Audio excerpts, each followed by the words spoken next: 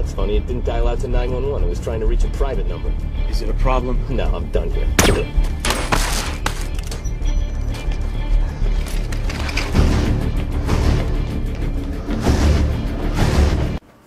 Okay, this is not exactly impromptu, but I saw something maybe 2 weeks ago. Commented on somebody's board about it a few times and decided I'd leave it there, but I gotta do this. But I saw something today while snooping through some other things, and when I saw what I saw, I was like, hell no. Now, because I'm watching these two fall out. This is Steve and his business partner, Cheshire. They share a YouTube channel. Some of you may remember I talked about them a few months ago on my other channel. Oh, it could have been this channel, I think. But what it looks like is, it's time to pair, but Steve like, say me and you go rob a bank, and on the way out, I'll shoot you in the head, pick up the sacks you had in your hand, and I get in the car and drive off. They wired this thing up with like 5,000 volts. What kind of bank does that? A mob bank. I guess the Joker's as crazy as they say. Where's the alarm guy? The boss told me when the guy was done, I should take him out. One less share, right? Funny, he told me something similar. No! That's what it looks like Steve is trying to do to her, and even after all of that help she gave him. And I'm just telling y'all how I got here. So I'm watching people's reaction to Steve and Cheshire's fallout, and one of the videos referred to a dude named Nate the lawyer. I know him. I've known him for a long time. I just haven't watched much of it. Now, Nate is somebody that's been beefing with Steve. So I get to his channel, but I couldn't find the video he did about Steve and Cheshire. But I did see the Young Turks. Now, I told y'all many months ago that I unsubscribed from a bunch of people, and the Young Turks channel was one of them. Nate has a video about them.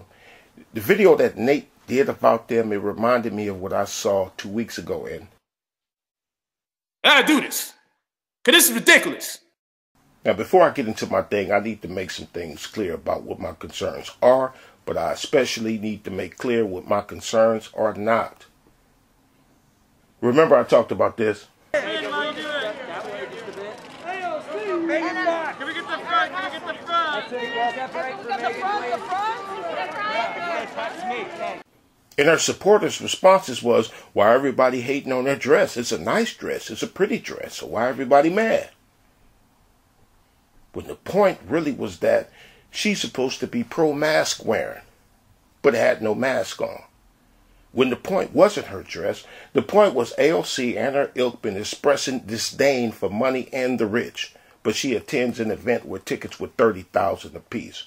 And the dress was made by a rich capitalistic family, while her and her ilk classifies capitalists and capitalism as the evil of the world that needs to be abolished. Didn't think M&Ms were pushing intolerance, but they were. They've been changed. You're seeing the changes right now on your screen. The green M&M, you will notice, is no longer wearing sexy boots. Now she's wearing sensible sneakers. Why the change? Well, according to M&M's, quote, we all win when we see more women in leading roles, because leading women do not wear sexy boots. Leading women wear frumpy shoes. The frumpier, the better. That's the rule. The other big change is that the brown M&M has, quote, transitioned from high stilettos to lower block heels. Also less sexy. That's progress. M&Ms will not be satisfied until every last cartoon character is deeply unappealing and totally androgynous. Until the moment you wouldn't want to have a drink with any one of them. That's the goal. When you're totally turned off, we've achieved equity. They've won. Meanwhile, in a nod to the burgeoning wellness movement, the orange M&M will, quote, acknowledge and embrace his anxiety. And actually, if you look at him, the orange M&M does appear very anxious. Maybe he doesn't like all the ugly new shoes he sees around him. Maybe he liked the sexy boots. Maybe the orange M&M is a secret sexist himself. The M&Ms is what I saw 2 weeks ago. But like I said, I thought I was just going to put a few comments on it. And just like it wasn't about the dress, this is not about candy. But people in the comment section of the videos where people were responding to Tucker, you know, the weirdos we know as progressives or the cancel culture woke mob, these people were in the comment sections and even do a live stream saying that Tucker wants to fuck M&Ms. I saw a lot of comments like that, or people were saying that Tucker no longer finds M&Ms attractive. right? They made it about Candy and sexual attractions, but just like with the dress, they know very well why Tucker and others were complaining. They know the real reason. Now, they talked about the anxiety M&M. But let me show you that this isn't about how Candy looks. And now we're going to move on to the resolutions and Very amendments brief. committee. Very brief point of information. If you are using a microphone, talk into it directly like I am right now, and do not wave your face back and forth because people cannot hear you. That is all. Okay, awesome. Great. Right Quick point of privilege. Quick point of personal privilege. Yes. Guys, first of all, James Jackson, Sacramento, he, him. I just want to say, can we please keep the chatter to a minimum? I'm one of the people who's very, very prone to sensory overload. There's a lot of whispering and chatter going on. It's making it very difficult for me to focus. Please, can we just, I know we're all fresh and ready to go, but can we please just keep the chatter to a minimum? It's affecting my ability to focus. Thank you. Point of personal privilege. Yes. Please do not use gendered language to address everyone. Yes. Could you get to the mic, please? Hi, I am Andy P. From Los Angeles, they, them pronouns. Could I please ask the chair to, again, there was a previous point of privilege about waving around signs, that it is distracting to other comrades. I have autism. This is distracting to me. I would like to ask our fellow delegates, please, to not wave around your signs, especially during voting. First of all, in this room, I see that no one's clapping for me. It could be because I'm not engaging, but it also is because everyone's doing this. And that's really important, because those loud bursts of noise, even though this is a noisy space, when we can do something like reducing that, that's really important. So please don't clap, shoot up these. If you don't know what to do, show up these, right? I'm sure there's lots of ways that we can communicate to each other without needing to rely on something that's going to hurt somebody else. Quick point of privilege once again. Quick point of privilege once again. Hi, James Jackson, Sacramento DSA, he, him. I have already asked people to be mindful of the chatter of their comrades who are sensitive to sensory overload, and that goes double for the heckling and the hissing. It is also triggering to my anxiety. Like, the be comradely isn't just for, like, you know, let's keep things civil or whatever. It's so that people aren't going to get triggered and so that it doesn't affect their performance as a delegate, okay? Remember I played that a while back? That was a woke conference. Progressives. Saw all them people coming to the mic talking about their anxiety. People in the audience with their hands raised, waiting to express how frightened and unnerved they are at everything. Tucker's concerns had nothing to do with Candy. Or remember I was telling you about Minnie Mouse's new makeover, and I told you that my concern is not about a cartoon or about what a cartoon is wearing? I'm going to get to the Young Turks in a second. But what might happen to them reminds me of a dude who I talked about before who called himself chastising people for complaining about how the woke mob wanted to remove all male identifiers from Mr. Potato Head. And he was like, it's just a toy. Same kind of responses like people were saying, it's just a dress. Then maybe 10 days later, he on his channel, same dude, complaining about how they wanted to cancel Pepe the Pew. And I'm thinking, no. It's just a cartoon. So why you mad? But here are the Young Turks. Big faces of the cancel culture progressive woke mob movement. Game of Thrones star Peter Dinklage recently slammed Disney for its upcoming live-action remake of Snow White because they are still using dwarfs in the storyline, and since it's live action, they're going to use actual people. You know, and he doesn't like the fact that they're being portrayed that way. Okay, namely Dylan Postel, who's also known as Hornswoggle.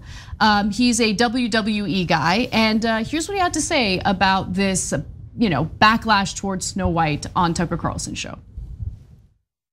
I mean, my biggest thing is he wants to be progressive, and it's all about progression, and I support that completely. But the issue is him being progressive is eliminating 7 potential dream jobs from the dwarf acting community. And I think that's a legitimate perspective as well, right? There aren't a lot of roles for By the way, I'm gonna be honest with you guys. I'm gonna be super authentic and vulnerable here. I don't know if it's even okay to say dwarf. Like, is that okay? I don't know. So, I don't want this to come back to bite me in the ass like 10 years later. That's exactly what I was gonna say. So look, I had the same question, and the articles clearly refer to dwarves. Will they later change the rule? Very likely. Will they then have video compilations of us saying the word and hold us guilty in hindsight? Yeah. Of course they will. And so am I referring to the left? Yes, I am. Okay, and so it's an insane standard. It makes no sense. But since right now, as things stand, everybody is using the word dwarf, I guess we will too. So you can hold us guilty later and invent a time machine so we could fix it as well. You know, like no, that's true, Anna. But I want to add something really important to that, because all this stuff affects us in ways that we don't even realize. It's just kind of like programming for our brains, and so. Yeah, of course you're right about that. I of course felt the same way, and I had a couple of dwarves as like, and I had a couple of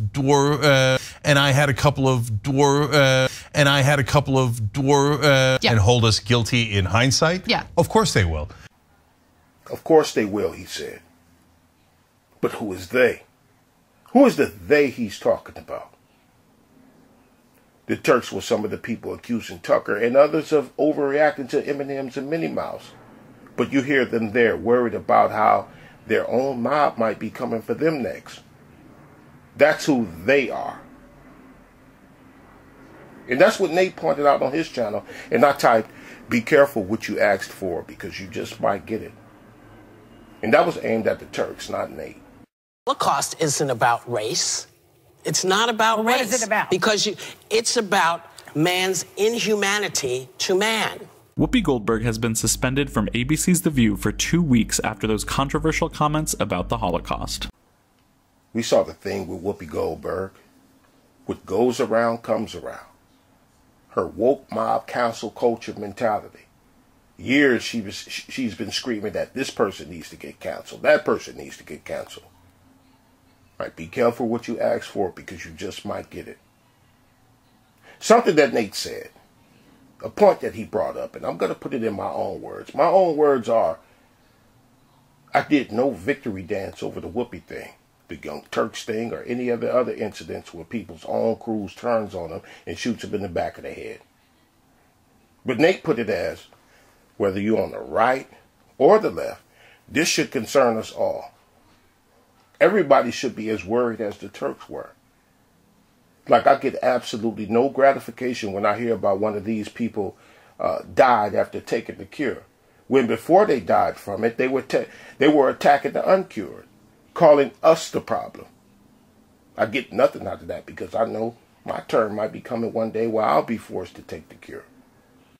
But on second thought, to be completely honest, I got to be completely honest. I do kind of have a little, tiny bit of I told you so in me when I see these people get muzzled by their own sensitivity police. But just a little bit. But overall, no. Nothing to feel victorious or vindicated about because this stuff is coming for all of us. Right? And again, it's not about cartoons. It's not about clothes. It's not about toys. It's not about candy either. Right? In the description box, I'll have Nate's video and a video from a lady named Khadijah who was talking about how there are people who want doctors to stop weighing people before examinations. Why? Well, because it triggers anxiety in people. So again, this is not about candy or any of that other stuff. It's about weirdos who want to restrict the freedoms of everybody. Same thing I said about the tearing down of statues. I told people, never mind the statues of races being torn down. Don't get caught up in your feelings about races because their aim is the same as with M&Ms and Mr. Potato Head. They're up to no good. And this is why I don't come on here celebrating when Trump got banned from social media. I don't celebrate what happened to Joe Rogan, even though only clowns say the kind of stuff that he says. But I don't like seeing these folks who feel they need to apologize or made to apologize.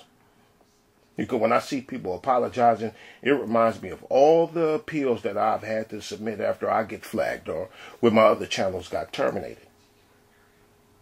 Right, and I can't tell you how many times I've seen pro-censorship people look up one day and see someone that they like getting banned or just targeted to be censored. They'll complain.